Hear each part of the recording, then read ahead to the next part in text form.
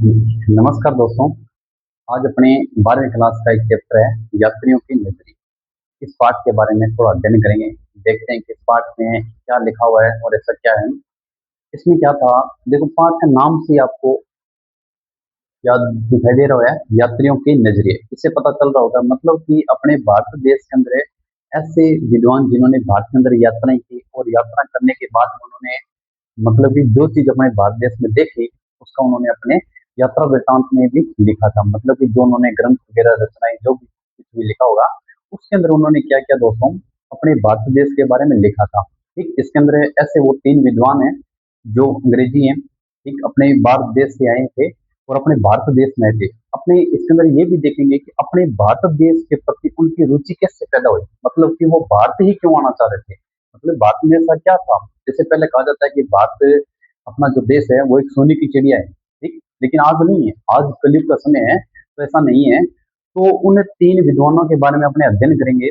जो कोई 11वीं शताब्दी में आता है, कोई 14वीं शताब्दी में आता है, तो कोई 17वीं शताब्दी। देखते हैं वो अलग अलग तीन विद्वान कौन है, उसके बारे में अपने विस्तार से अध्ययन करेंगे। आइए देखिए दोस्तों, सबसे पहले मैं बात करता हूँ कि आपको सन याद रखना बहुत जरूरी है, क्योंकि इतिहास के अंदर एक क्वेश्चन एक नंबर का या तो वो पूछ सकता है रिक्त संबंधी, या फिर वो पूछ सकता है आपको है वैसे देने बहुविकल्प वाले प्रश्नों में आपसे वो एक प्रश्न पूछ सकता है किससे प्रति, सन से प्रति। तो आपको सन याद रखना बहुत जरूरी है। ठीक, तो देखो अब इसमें जो अपने अध्ययन करेंगे ना वो करेंगे कितनी, 10वीं शताब्दी से लेकर के 17वीं शताब्दी के मध्य। ठीक, 17वीं शताब्दी यानी अपने जो इस पाठ में पढ़ने वाले हैं वो लगभग लगभग आप मान सकते हो कितना, 700 साल का अध्ययन करेंगे। ठीक है, तो देखो अब वो तीन विद्वान जो अलग अलग सन में आए थे, अलग अलग शताब्दी में आए थे अपने भारत देश, तो देखें कौन थे।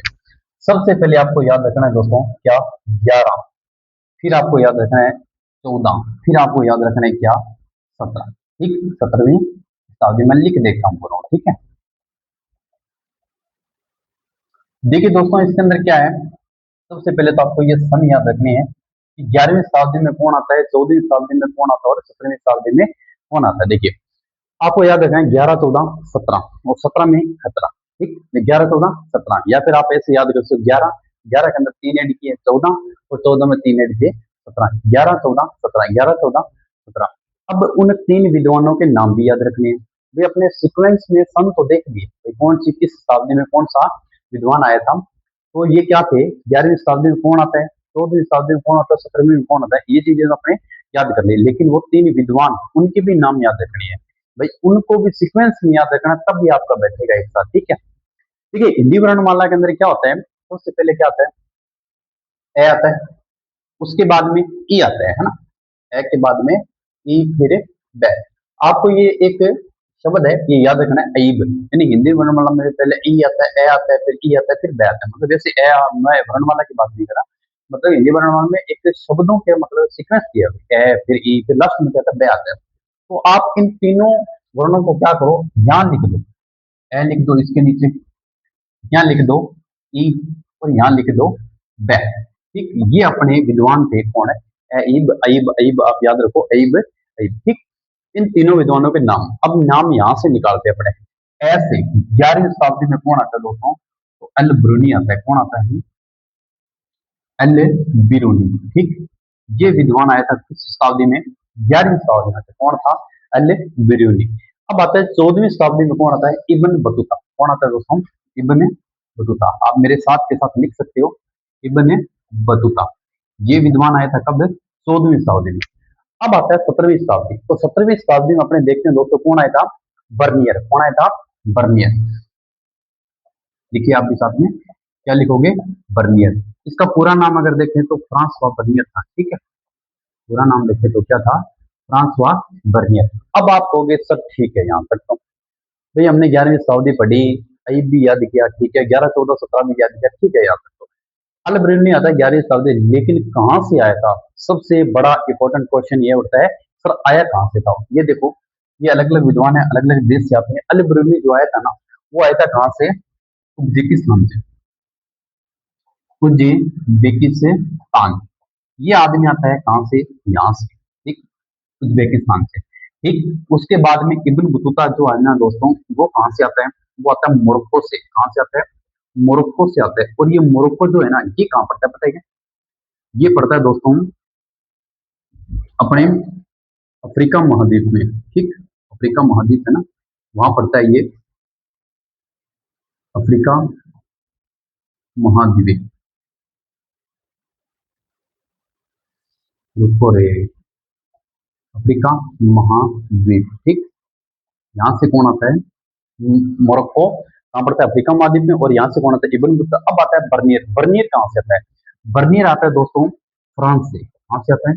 फ्रांस से। अब आपके लिए एक चीज आसान होगी, इसका नाम भी फ्रांस का बर्नियर है, तो ये आया भी कहाँ से होगा? फ्रांस से होगा। ये आपके लिए चीजें आसान होगी। ठीक है, अब देखते हैं इन्होंने क्या किया था। अलग अलग ग्रंथ भी लिखे थे, अलग अलग भाषाओं में अलग अलग ग्रंथ भी लिखे थे। तो देखते हैं कि अल ब्रेनुज है, उसने किस भाषा में कौन सा ग्रंथ लिखा था। तो इसका जो ग्रंथ है ना दोस्तों, उसके ग्रंथ का क्या नाम था? किताब उल्ले हिंद। किताब उल्ले हिंद। किताब उल्ले हिंद। ठीक, आप लिख सकते हो मेरे साथ साथ। इसके ग्रंथ का नाम था किताब उल हिंद। इब्न बतूता जो है, ये आदमी क्या छोटा था, तो छोटे जिद्दी था, लेकिन काम छोटे थे, तो छोटा ग्रंथ लिखेगा। कौन सा लिखेगा? रिहला ग्रंथ। इसके ग्रंथ का जो नाम था ना दोस्तों, उसका नाम था रिहला। ये जिद्दी बहुत था, बहुत जिद्दी था। आपकी तरह पढ़ता नहीं था, ये जिद्दी था। ठीक, लेकिन था विद्वान। अब आता है, ये देखो भाई, ये आता है अंग्रेज आदमी। ये कहता है कि आप लोगों ने किताबुल हिंद लिखा, रियल लिखा, लिखना तो भाई सब गलत, अलग लिखूंगा आप दोनों से। इसने जो ग्रंथ लिखा था वो इंग्लिश में लिख दिया। कौन सा? इसने ग्रंथ लिखा था दोस्तों, travels in the Mughal empire. Empire, ये ग्रंथ लिखा था इसने फ्रांसवा बर्नियर ने। Travels in the Mughal empire, इसने जो लिखा था वो रियला, और इसने जो लिखा था किताबुल हिंद। इसके लिए एक शब्द यूज होता है, अगर आपको पता हो तो जरूर बताना कमेंट बॉक्स में। ठीक, अब देखना दोस्तों, ये किताबुल हिंद है, इसकी भाषाएं भी थी भाई। बिल्कुल है, सही सी बात। अगर आप कोई ग्रंथ लिखते हो तो उसकी कोई ना कोई भाषा तो होगी, संस्कृत होगी, फारसी होगी, हिब्रू होगी, यूनानी होगी, या जो भी अन्य भाषा आप हिंदी वगैरह जिसमें भी लिखते हो। तो इस विद्वान ने जो ग्रंथ लिखा था किताब उल हिंद, किस भाषा में लिखा था? देखो, ऐसे अल ब्रुनी आता है ना, तो इसकी भाषा भी कौन सी होगी? अरबी होगी। कौन सी होगी? अरबी। आप ऐसे याद रख सकते हो, ठीक, ट्रिक के माध्यम से, अरबी। अब इस आदमी ने अरबी लिखा, तो उसने भी किस भाषा में लिखा होगा? अरबी भाषा में लिखा। तो इसने भी किस भाषा में ग्रंथ लिखा था? अरबी भाषा में ग्रंथ लिखा था। ठीक, अब देखो भाई साहब, बात आती है किसकी? बर्नियर की। बर्नियर साहब कहते हैं मैंने तो ग्रंथ भी इंग्लिश में लिखा था। अब ये मुगल शब्द क्यों आया? क्योंकि ये मुगलों के समय लिखा गया ग्रंथ है, ये मुगलों के समय बात आता है। इन दोनों ने अरबी अरबी, लेकिन इस आदमी ने जो लिखा था ना, वो ग्रंथ किस भाषा में लिखा? ये फ्रेंच भाषा के अंदर लिख के आता है दोस्तों। किस भाषा में? इसने जो ग्रंथ लिखा था वो किस भाषा में लिखा था? फ्रेंच भाषा में लिखा था। ओके, अब देखो कि 11वीं शताब्दी में कौन आता है? अल ब्रूनी आता है। ऐसे अल ब्रूनी आता है, कब आता है? 11वीं शताब्दी में आता है। ठीक है, यहाँ लेकिन 14वीं शताब्दी में कौन आता है? इब्न बतूता आता है। कौन आता है? इब्न बतूता आता है। ठीक, कहाँ से आता है? मोरक्को से आता है। ग्रंथ कौन सा था? रियल था। भाषा कैसी थी इसकी? अरबी भाषा थी। अब बात करते हैं 17वीं शताब्दी में कौन आता है दोस्तों? बर्नियर आता है, फ्रांस से आता है। ठीक, और ट्रेवल इन मुगल एम्पायर इसकी ग्रंथ था, और इसकी भाषा कौन सी थी?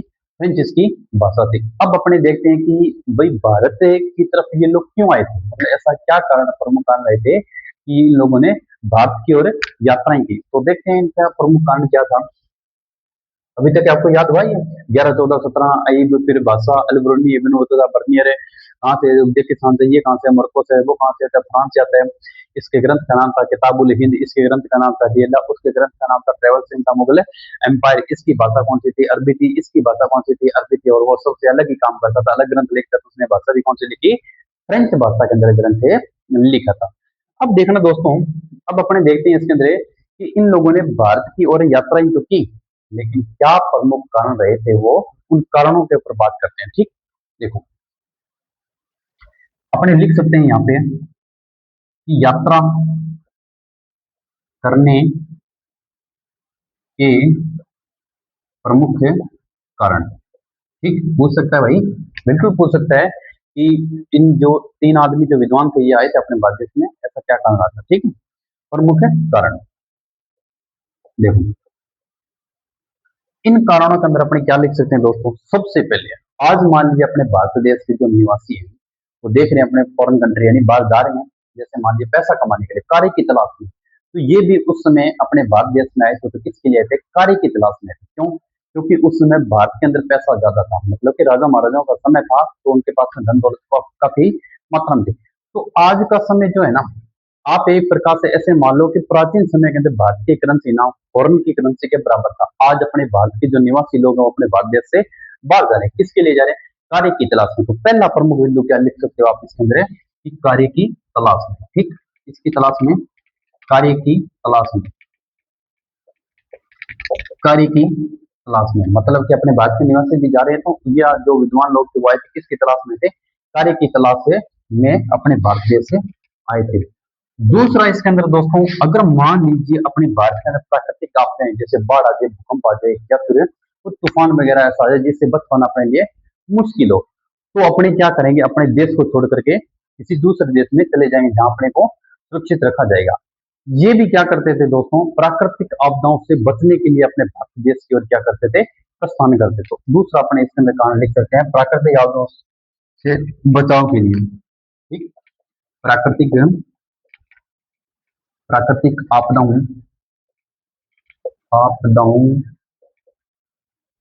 प्राकृतिक आपदाओं से बचाव के लिए, प्राकृतिक आपदाओं से बचाव के लिए ये क्या करते थे? अपने भारत देश में आते थे। यहाँ तक भी ठीक है। पहला कारण क्या हो गया? कार्य की तलाश में। अपने भारत वाले लोग आज बाहर जा रहे हैं, जैसे ये भी जाते थे। दूसरा, प्राकृतिक आपदाओं से बचने के लिए भी यह क्या करते थे? अपने भारत की ओर प्रस्थान करते। तीसरा बिंदु इसमें आप ये लिख सकते हो दोस्तों, ये आते थे व्यापारिक और सैनिक तथा पुरोहितों के रूप में। ठीक, व्यापारिक, व्यापारियों, व्यापारियों, सैनिकों, व्यापारियों, सैनिकों, और आप क्या लेते? तथा पुरोहितों के रूप में। व्यापारियों, सैनिकों तथा पुरोहितों के रूप में, पुरोहितों के पुरोहितों के रूप में, पुरोहितों के रूप में यात्रा करते थे, यात्रा करते थे। ठीक, अब देखो इसमें तीन प्रमुख कारण मैंने लिख दिया आपके सामने। कार्य की तलाश में, बिल्कुल काम की तलाश में अपने भारत देश की ओर आते थे। दूसरा कारण इसमें देखो दोस्तों, प्राकृतिक आपदाओं से बचाव के लिए, बाढ़ आ गया, तूफान आ गया, या फिर भूकंप वगैरह, इनसे बचने के लिए अपने भारत की ओर क्या करते थे? ये यात्राएं करते। तीसरा, व्यापारियों, सैनिकों तथा पुरोहितों के रूप में, व्यापारी के रूप में भी आते थे, सैनिकों के रूप में क्या करते थे? अपने भारत देश में यात्राएं करते थे। चौथा बिंदु इसके अंदर आप लिख सकते हो दोस्तों, ये तीर्थ यात्रियों के रूप में, या फिर चौथा बिंदु देखो, तीर्थ यात्रियों के रूप में, तीर्थ यात्रियों, तीर्थ यात्रियों के रूप में, तीर्थ यात्रियों के रूप में, या फिर आप लिख सकते हो, या फिर साहस की भावना से प्रेरित होकर, ये भी आप लिख सकते हैं इसके अंदर बिंदु, साहस की भावना से प्रेरित होकर, प्रेरित होकर होकर ये क्या करते थे? अपने भारत देश में यात्राएं करते थे। ठीक है, ठीक, ये चार बिंदु आप इसके अंदर लिख सकते हो। यात्रा करने के प्रमुख कारण क्या थे? कार्य की तलाश में, प्राकृतिक आपदाओं से बचने के लिए, या फिर व्यापारिक सैनिक पुरोहितों के रूप में, या फिर आ सकता है इसके अंदर तीर्थ यात्रियों के रूप में। यानी अपने भारत देश के अंदर अगर देखा जाए ना, तो बौद्ध धर्म का प्रचलन है, बिल्कुल है, लेकिन अपने भारत देश से भी ज्यादा बाहर देशों में जो देश है वहां पे क्या बौद्ध धर्म का सबसे ज्यादा प्रचलन है। तो यात्री जो आते थे वो क्या थे? जो हो सकता है कुछ जगह से भी यात्री आए होंगे अपने भारत देश में, लेकिन अपने किताब में जो दिया हुआ है तो इन तीन के बारे में दिया गया, अल ब्रूनी, इब्न बतूता और फ्रांसवा बर्नियर। तो बौद्ध धर्म से जुड़े हुए लोग जो अपने भारत देश से भी बाहर हैं। ठीक, कार्य की तलाश में, प्राकृतिक आपदाओं से बचने के लिए, व्यापारिक सैनिकों तथा पुरोहितों के रूप में और तीर्थ यात्रियों के रूप में। अब आप मेरे साथ साथ क्या करोगे? एक छोटा सा रिवीजन, वन शॉट लेते हैं। अपने भारत देश के अंदर तीन विद्वान आते हैं, कब आते हैं? 11, 14, 17, यानी 11वीं शताब्दी में, 14वीं शताब्दी में और 17वीं शताब्दी में। बिल्कुल याद हुआ। फिर अपने हिंदी वर्णमाला के तीन वर्ण याद रखें, कौन से? ए, ई, बै। क्या रखोगे? ए, ई, बै। ठीक, आपके अंदर देखो दोस्तों, चैप्टर आपका उंगली पे होना चाहिए, तभी लिख पाओगे, वरना नहीं लिख पाओगे। ठीक, देखो, ए से क्या लिखोगे आप? अल ब्रूनी। ई से क्या लिखोगे? Ibn Battuta. और बैस से आप लिख पाओगे बर्नियर। ठीक, उसके बाद में अपने देखते हैं आती कहां से, तो अल ब्रूनी कहां से आया? तो दोस्तों ये आता है उज्बेकिस्तान से। कहां से आता है? उज्बेकिस्तान में कब आता है? 11वीं शताब्दी में आता है, ठीक है। उसके बाद में था इब्न बतूता, ये कहाँ से आता है? मोरक्को से आता है। और मोरक्को कहाँ पड़ता है? मोरक्को पड़ता है अपने दक्षिणी सॉरी अफ्रीका महाद्वीप में पड़ता है, ठीक है, अफ्रीका महाद्वीप में पड़ता है। उसके बाद में आता है दोस्तों कौन है? बर्नियर। और बर्नियर कहाँ से आया था? बर्नियर आता है फ्रांस से। आप नाम याद रखो इसका, फ्रांस हुआ बर्नियर है, तो ये कहाँ से आया था? फ्रांस से आया था। उसके बारे में देखते हैं दोस्तों इसके अंदर क्या, इसने किस भाषा में, किस विद्वान ने कौन सा ग्रंथ है लिखा था? तो पहला आदमी जो आता है उसने ग्रंथ लिखा था, उसका नाम क्या था? किताब उल हिंद। ये रहा किताब उल हिंद, ठीक। दूसरा विद्वान कौन था? Ibn Battuta. इसने कौन सा ग्रंथ लिखा था? इसने लिखा था दोस्तों रिहला। तीसरा विद्वान कौन आता है? अपने बर्नियर। इसने कौन सा ग्रंथ लिखा था? Travels in the Mughal empire. इसने ये ग्रंथ लिखा था, ठीक है।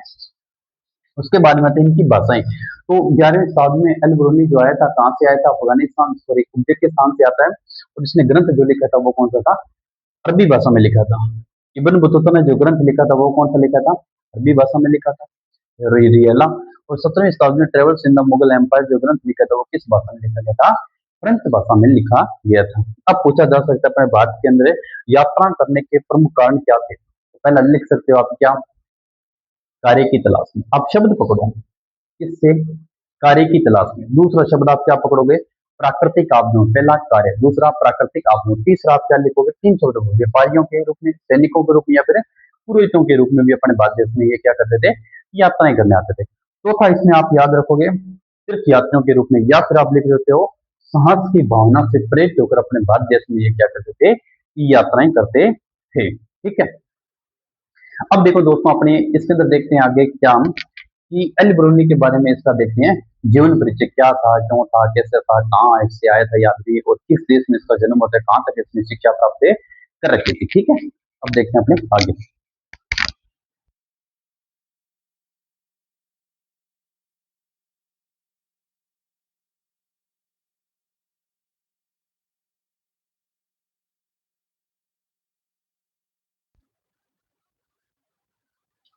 तो दोस्तों ये पूरा चैप्टर अपने को अच्छे से याद करना है, ठीक, ताकि जब भी कक्षा में आपके टेस्ट वगैरह हो या फिर जहाँ भी आप टेस्ट देते हो आपके नंबर अच्छे से आए और पेपर तक आपको बढ़िया तक है, पेपर तक आपको अच्छे तरीके से याद करवाया जाएगा, ठीक है। तो आप पढ़ते रहना, छुट्टियां चल रही है आपकी, अभी स्कूल लगने में 10-15 दिन बाकी हैं, तो मैंने सोचा कि आपके लिए एक क्लास आ जाए, ठीक। ये निरंतर आपको इसी तरह आगे क्लासें मिलती रहेगी, ठीक है। जब चैप्टर सारे कंप्लीट हो जाएंगे तो आपको क्या करेंगे?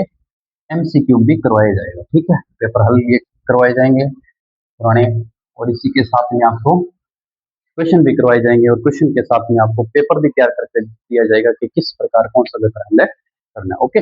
आइए दोस्तों अब अपने देखते हैं एक विद्वान के बारे में जिसका नाम क्या था? L Bruny. कहाँ का रहने वाला था ये आदमी? एल बिरूनी, ठीक। इसके बारे में देखते हैं बस।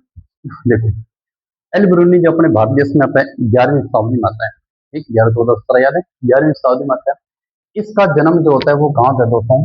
इसका जो जन्म हुआ था ना, वो हुआ था कहाँ? 973 ईस्वी के अंदर। और होता भी कहाँ है? ख्वारिज्म में होता है। कहाँ होता है? ख्वारिज़म में। इसका जो जन्म होता है वो कहाँ होता है? ख्वारिज्म में होता है दोस्त, ठीक है। कहाँ था इसका जन्म है? ख्वारिज्म में। और ख्वारिज्म कहाँ पड़ता है? ख्वारिज्म उज्बेकिस्तान में पड़ता है। कहाँ पड़ता है? उज्बेकिस्तान। उज्बेकिस्तान में पड़ता है, ओके। ये कहाँ पड़ता है? उज्बेकिस्तान में पड़ता है। अब देखो दोस्तों जो ये ख्वारिज्म है ना, ये क्या था? शिक्षा का महत्वपूर्ण केंद्र माना जाता था उस समय का, ठीक। यानी ये क्या था? शिक्षा का महत्वपूर्ण केंद्र था। शिक्षा का, आप लिख सकते हो इसके अंदर, शिक्षा का महत्वपूर्ण केंद्र, महत्वपूर्ण केंद्र, महत्वपूर्ण केंद्र, हाँ, हाँ। अब देखो आगे, शिक्षा का महत्वपूर्ण केंद्र था। अब जो ये अल-बुरनी है, ये क्या था? अनेक भाषाओं का ज्ञाता था। मतलब कि ये इसने इस आदमी ने सीरियाई भाषा भी सीखी, फारसी भाषा सीखी, हिब्रू भाषा सीखी, और इनके साथ साथ अपनी भारत की संस्कृत भाषा का भी ये विद्वान बन गया था। अब संस्कृत भाषा का ज्ञान कैसे हुआ? ये क्या था? पूरे ब्राह्मणों के साथ रहता था और वहां से उन्होंने उनसे सीखता जाता था। सीखते सीखते इसने भाषा सीखी, कौन सी? संस्कृत भाषा, ठीक। तो देखो ये क्या था? अनेक भाषाओं का ज्ञाता था। ये चीज आप लिख सकते हो इसके बारे में, ठीक। अनेक अनेक भाषाओं का ज्ञाता, अनेक भाषाओं का ज्ञाता था, अनेक भाषाओं का ज्ञाता, अनेक भाषाओं का ज्ञाता।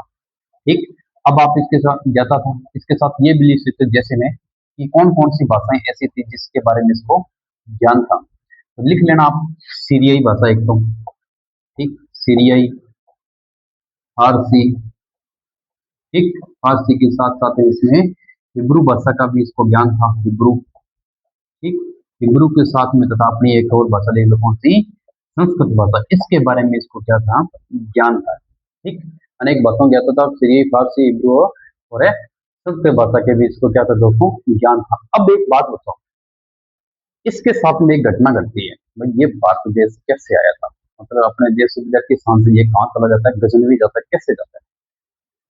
बात है, एक घटना घटती है कब, 1017 में। अब देखो दोस्तों, 17 में हमेशा क्या होता है, खतरा ही होता है ना, मैंने कहा था ना 17 में हमेशा क्या होता है, खतरा होता है। 1017 ईस्वी के अंदर क्या होता है, एक आदमी था जिसका नाम था महमूद गजनवी, मतलब राजा था, गजनी का सुल्तान था। इसने क्या किया था, आक्रमण कर दिया वाइस ख्वारिज्म के ऊपर। किसके ऊपर, इसको लूटा, खूब लूटा इस आदमी ने, ख्वारिज्म के ऊपर आक्रमण किया। आक्रमण करने के बाद में, और कब किया था, 1017 ईस्वी में। और इसने आक्रमण करने के बाद में जितने भी जहाँ ये विद्वान थे ना, उनको, प्लस में जितने भी जहाँ पे जो यहाँ पे विद्वान और जो कवि लोग थे, उनको अपने साथ ये बंधक बनाकर कहा ले गया, गजनी ले गया। कौन है, महमूद गजनवी, ठीक, गजनी ले गया अपने साथ है, अफगान। अब इसमें देखो 1017 में क्या होता है, ख्वारिज्म पर आक्रमण होता है। कब होता है, ख्वारिज्म पर आक्रमण कब होता है दोस्तों, ख्वारिज्म पर आक्रमण, पर आक्रमण, ठीक, आप चीज ये लिख सकते हो, आक्रमण, आक्रमण करता है, करता है, कौन करता है, 1017 में आक्रमण करता है, करता है, करता है, कौन करता है, महमूद गजनवी। कौन करता है, महमूद गजनवी, महमूद गजनवी। ये क्या करता है, अपनी ख्वारिज्म पर क्या करता है, आक्रमण करता है। अब एक बात और सुनो, ये महमूद गजनी कौन है पता है क्या, ये वही आदमी है जिसने अपने भारत देश के अंदर सोमनाथ के मंदिर को लूटा था। ठीक, सोमनाथ के मंदिर को लूटने वाला कोई और ही नहीं बल्कि ये विद्वान, ये वैसे छोटा मोटा लुटेरा था, ठीक, लेकिन जब ये अपने भारत देश में आया था तब इसने वहां पे लगभग 10वीं 11वीं शताब्दी के अंदर की बात है, तब 1025 के आसपास शायद तक इसने उसके ऊपर आक्रमण किया था, सोमनाथ के मंदिर को लूटा था। ये वहां पे क्या था, एक मन्नत देवी की मूर्ति लगी हुई है वहां पर, मन्नत देवी की मूर्ति लगी। इस मूर्ति को देखने के लिए आया था, मतलब यहाँ से कहा जाता है कि इस माता की जो मूर्ति है, यहाँ से जो मन्नत मांगी जाए वो पूरी हो जाती है। तो ये भी इसी उद्देश्य से है, लेकिन इसमें देखा कि पूरे मंदिर के अंदर सोने से बने हुए जो आभूषण वगैरह, सॉरी, जो भी चीजें हैं वो सोने से बनी हुई है। ठीक, माता की मूर्तियां हैं, भगवान के जो जो प्रतिमा बनी हुई है, सब गेट वेट सब खिड़कियां, जो पूरे मंदिर को किससे बनाया गया था, सोने से बनाया गया। तो इसका मन चंचल था, आदमी का मन चंचल होता है, आपको पता है। तो इसने सोचा कि क्यों ना इस मंदिर को लूटा जाए, इतना सोना है अगर ये सोचता है कि अपने साथ लेके चले अपने देश। तो इस आदमी ने क्या किया था, लगभग 11वीं सदी में 1025 के आसपास अपने सैनिक लेके आया और सैनिकों के साथ में इसने क्या किया, आक्रमण किया। और ऐसा भी कहा जाता है कि यहाँ पे भगवान शिव के जो एक शिवलिंग लगा हुआ था उस समय का, ठीक है, तो उस शिवलिंग को इसने खंडित किया, आधा भाग तो उसका वहीं रहेगा और आधा भाग ये अपने साथ है अपना ले जाता। ये थी इसकी छोटी सी कहानी। मोहम्मद गजनी बड़ा शरारती आदमी था, छोटा मोटा ये लुटेरा था, ठीक है। उसके बाद में इसने क्या किया, बहुत से विद्वान, आप लिख सकते हैं इसमें, आक्रमण किया 1017 के अंदर, कहाँ पे, ख्वारिज्म, ख्वारिज्म के ऊपर आक्रमण करता है। आक्रमण करने के बाद में इसमें लिखना आपने बहुत सारे विद्वान, विद्वान, विद्वान तथा विद्वान तथा कवियों, विद्वान तथा कवियों को, कवियों को अपने साथ, कवियों को अपने साथ बंधक बनाकर, क्या बनाकर, बंधक बनाकर ले गया, बंधक बनाकर ले गया, बनाकर ले गया, ले गया। कौन है, महमूद गजनवी। इसने क्या, बहुत सारे जो विद्वान थे उनको अपने साथ बंधक बनाकर ले गया। और इन कवियों या फिर इन विद्वानों में से एक विद्वान और कौन था, वो था एल ब्रूनी। ये भी क्या था, इसके साथ में वहां बंधक के रूप में चला जाता है, कहाँ पे, गजनी। अब देखो दोस्तों, जब ये गजनी इसके साथ में, सॉरी, अल ब्रूनी इसके साथ में गया, ये लगभग आप लिख सकते हैं 70 वर्ष की आयु तक, 70 वर्ष की आयु की अगर बात करें कितनी थी, 70 वर्ष की आयु तक ये आदमी क्या करता है, इसके वहीं रहता है, इसने अपना जीवन यापन किया था यहाँ, अपना जीवन यही बिताया था इसने, ठीक 70 वर्ष की आयु तक यहाँ बिताया। अब जाहिर सी बात है, जहाँ इतने साल बीत गए तो देखो, जन्म होता है 943 में, लगभग देख लो कितने की एज है ये, ठीक है, 27 और 17 47, सब लगभग 40 साल का था, और 20 31 साल और वहां था, यानी 70 माना जाता है कि 70 वर्ष की आयु तक ये आदमी वहीं रहता है, और बाद में धीरे धीरे आदमी उसी अनुसार ढल जाता है, जहाँ चला जाता है, काफी समय तक लंबे रहने के बाद में क्या होता है, आदमी वैसा का वैसा, उसकी वेशभूषा वगैरह वैसा ही हो जाता है, तो ये यहाँ से चला जाता है।